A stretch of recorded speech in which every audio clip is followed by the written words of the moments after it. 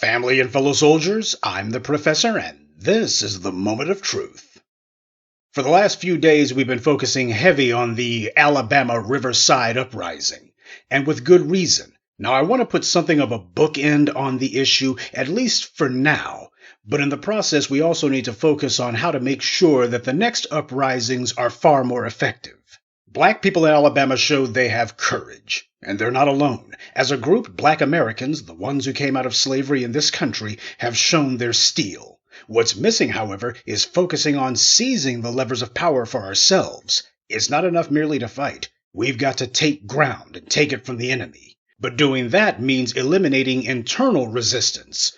We got to get serious about the fact that we not only face attacks from outside the community, but open treason from within it. And that brings us to Stephen Reed, the bootlick who white power put in charge of Montgomery, Alabama, the same guy who got caught on a recording saying he didn't need black voters.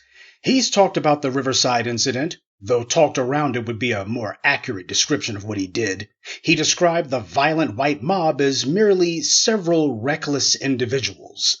Sounds like a Republican when they say the Tulsa race riot shouldn't be discussed as a racial incident, don't it? The white captain of the riverboat said he believed the violent attack was racial. The mother of the white 16-year-old, who those racist hooligans also attacked, said that they were spouting racial epithets before they attacked. So you have white people saying it was racial, but you have the city's allegedly black mayor tying his forked tongue in knots to avoid having to say that.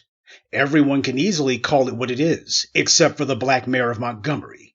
Now, what bootlicking trash like Stephen Reed will claim is that they can't go calling out white supremacy because that would be divisive.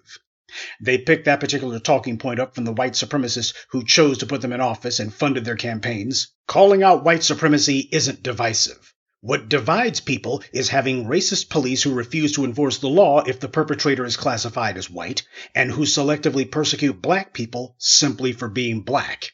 Letting white supremacists go to university campuses, run amok, and kill people, that divides the society.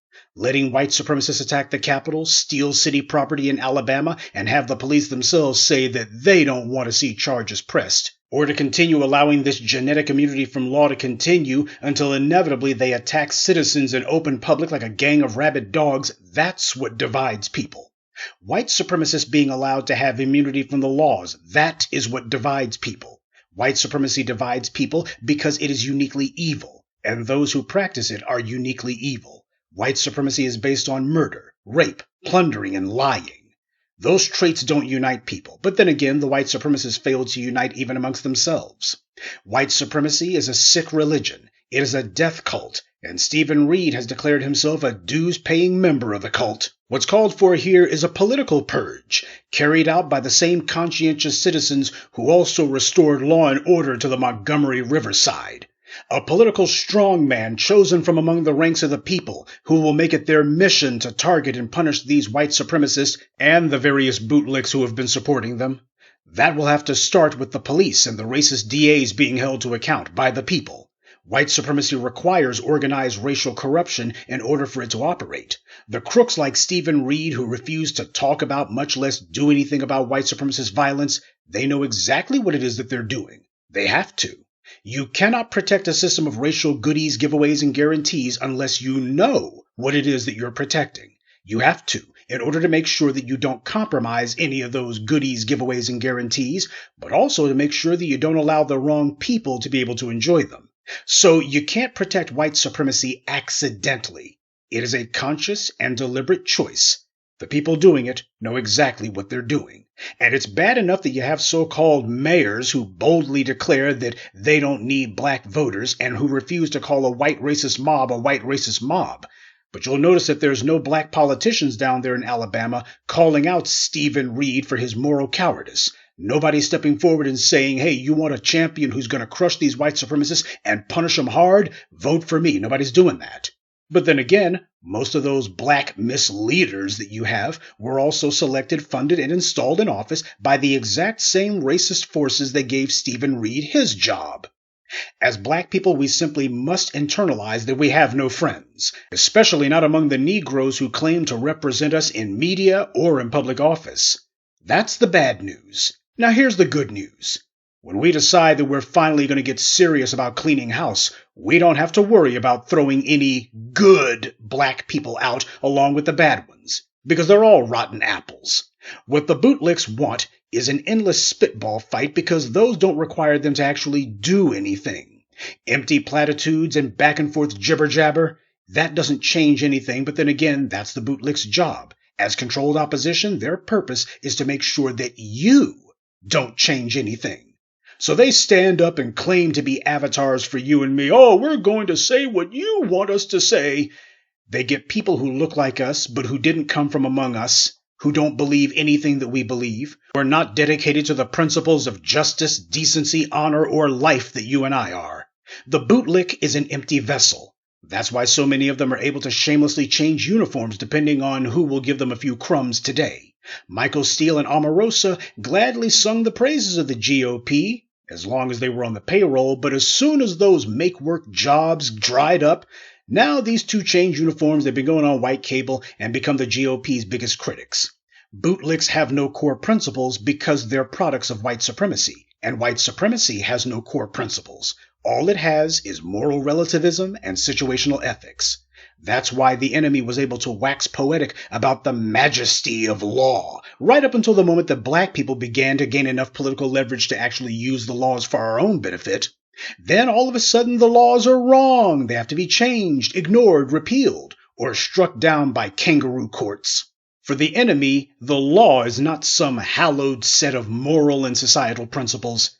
It is actually meant to be nothing more than the enshrinement of white primacy, and they will laud it and praise it and call it sacrosanct and pretend as if it must be unchangeable right up until the moment they think that it can no longer serve their purpose. Then it becomes an imperative that it has to change.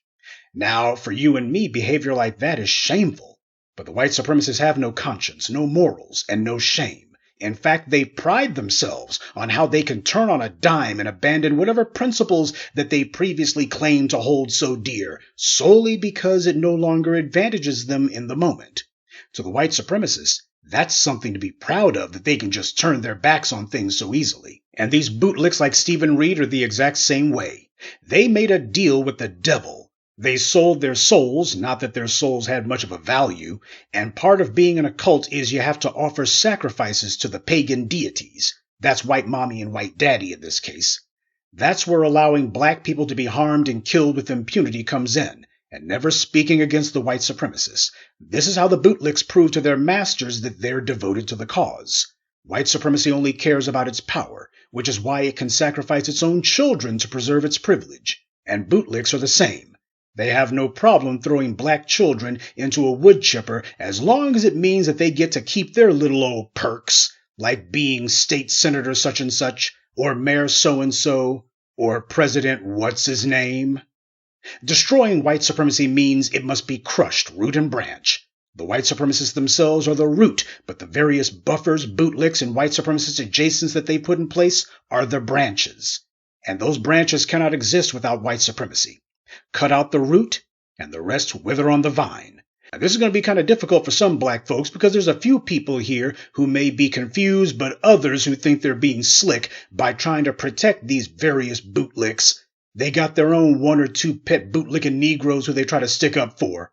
While it is true that there's literally one or two of these black politicians out there who actually are worth preserving, the sad reality is 99% of them are not. And we're going to be realistic about that. When you're dealing with a religion of death, you have to realize there are no innocent members of the cult. The newest recruit is every bit as avaricious and corrupt and dangerous as the high priest. Well, we don't have to let them turn us into sacrifices or anything else any longer. When the citizens of Montgomery were restoring order, you had them do it right in front of the police, literally cops standing right behind them about a foot or two, but the people understood the police were collaborators with the criminals, so they ignored them, as they should. The police had their guns and their vests and all their gear, and they were totally powerless in the face of black folks who were on code. And that's the point of this morning's briefing.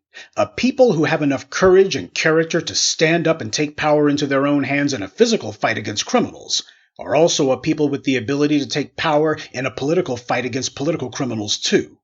The Montgomery Riverside uprising has the potential to be a signal event in our political maturation. It can and should be recognized as a microcosm of how we can deal effectively with racism and drive the white supremacists and their bootlicks from occupying the places that are rightfully ours. And just as we saw in Montgomery, when black folks focus on that fight, there won't be anyone offering the enemy a seat. It will be about taking seats from them and then using those seats to attack white supremacy. Good day, and be one. I'd like to take a moment to mention some of our contributors: Antonio Daniels, Nancy, Melvin, Jerlene Harris, and Michael Calloway. Salute to them, and thank you to everyone for listening, liking, and sharing this message. Black empowerment only exists because of you.